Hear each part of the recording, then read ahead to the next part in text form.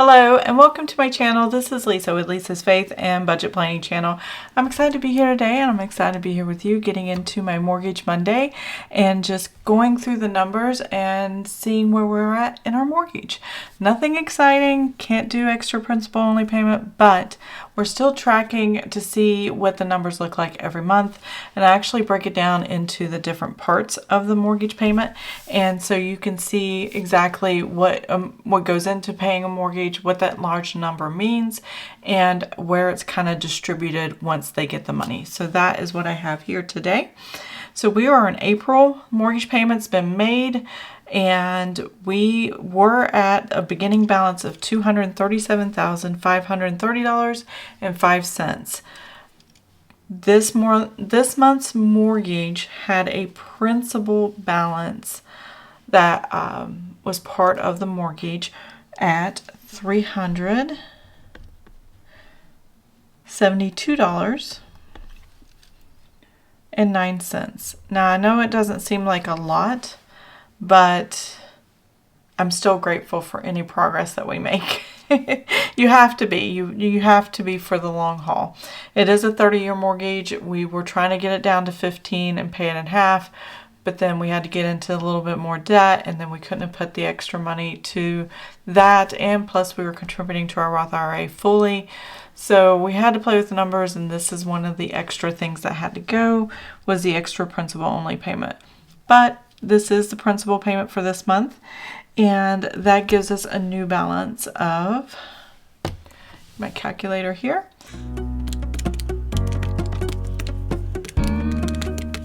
okay, so this is the long and short of it all.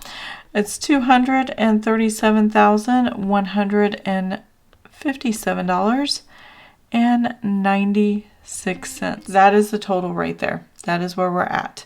So that is the new monthly, new balance to the mortgage.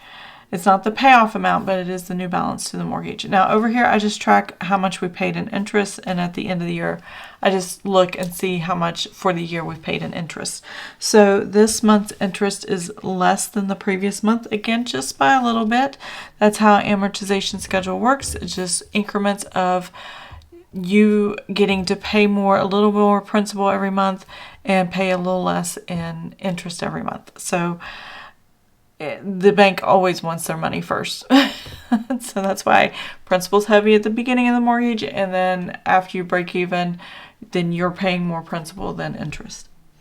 So this month was $1,185.67. Now the difference is between this month and last month is the same difference here. So they just kind of swap.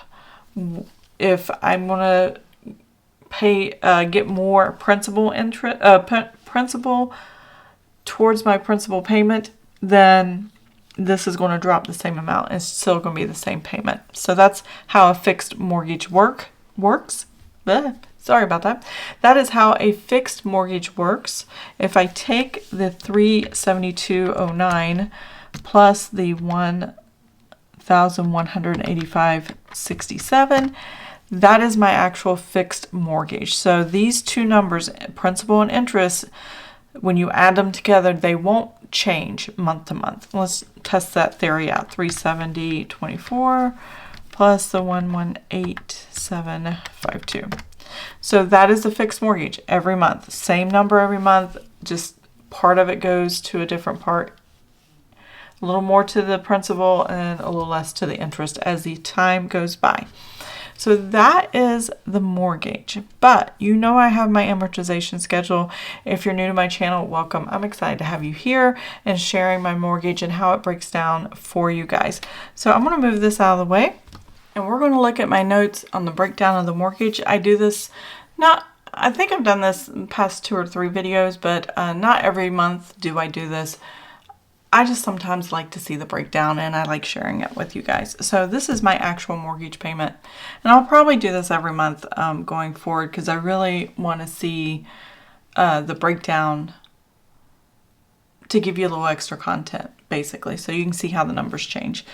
this is my mortgage payment. This is what is auto withdrawn, sent to the mortgage company that has the servicing contract to service our mortgage, and then distributes out accordingly with these different areas. So with the $2,048.03, the first thing I have listed is the principal, which you saw in my mortgage, how much principal we paid in the mortgage. So it's $372.09. And then you saw the interest that we were talking about a minute ago as well, and that was $1,185.67. Okay, so this is what's left of the mortgage payment that we made. And where does that get distributed? That's $490.27. So the first place it goes is the mortgage insurance that I have listed on here. I think everything happens all at once. There's not one order in front of the other. It's just this is how it's listed.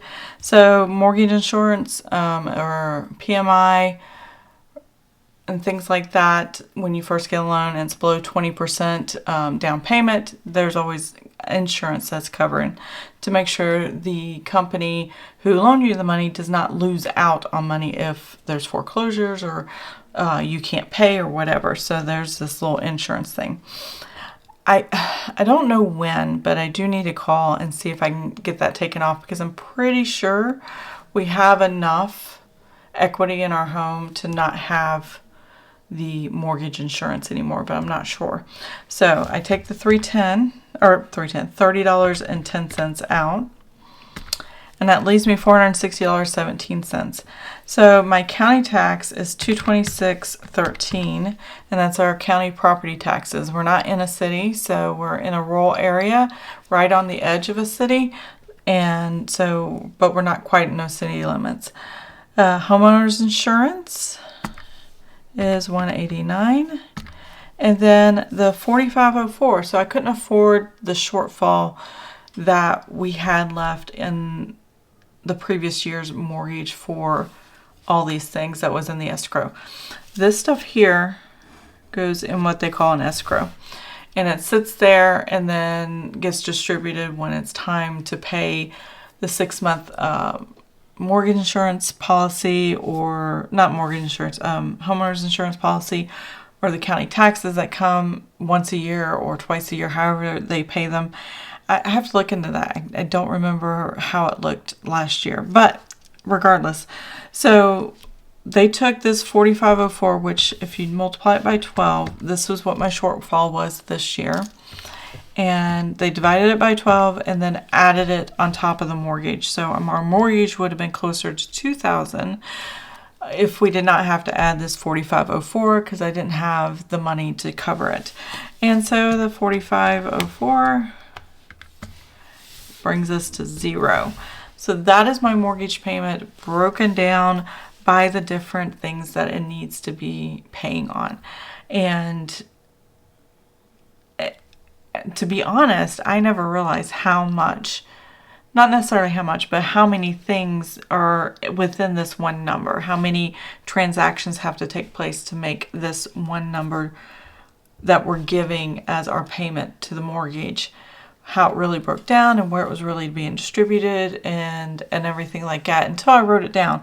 So that was pretty interesting to me. So that's the mortgage payment all on its own. So now we get to my amortization schedule, and I've been highlighting and writing down when things happen.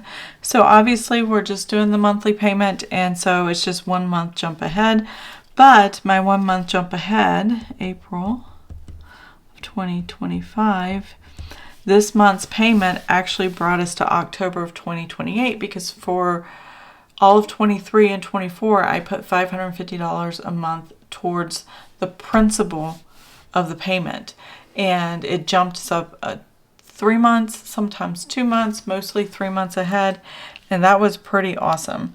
And I miss doing that, but I know I don't have the funds for it. So I have a highlighter here I just grabbed, and I'm going to highlight October of 2028. I'm still happy with how far ahead we are, and we are good to go. The number I had today, which I have over here on a little piece of paper, $237,175. and 69 cents was closer to this number than it was to this.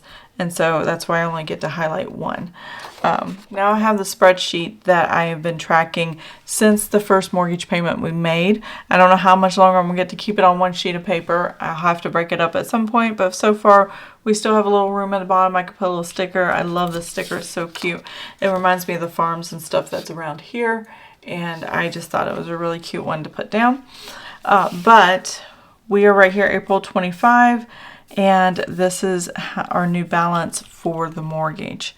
Now, our interest paid, because of this amortization schedule, and I say this every time, the first month was with a different mortgage company.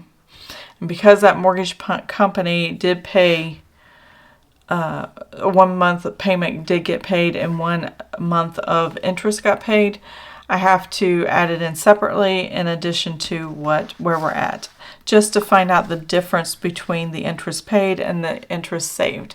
So that number's at the top here, $1,298.33, plus what I have down here, which is $89,637.03. And that gives me a new number of $90,935.36. That is the amortization interest for the loan based on the schedule. And then the interest I've actually paid is all of these payments right here. So I've only actually paid $38,548.55, which means I've saved $52,386.81. So we're still in the green there. We're still saved ahead over $50,000, and I am happy with that. I don't think this number really changes much. It did a little bit. So here's last month's in March, and it changed by 80 cents.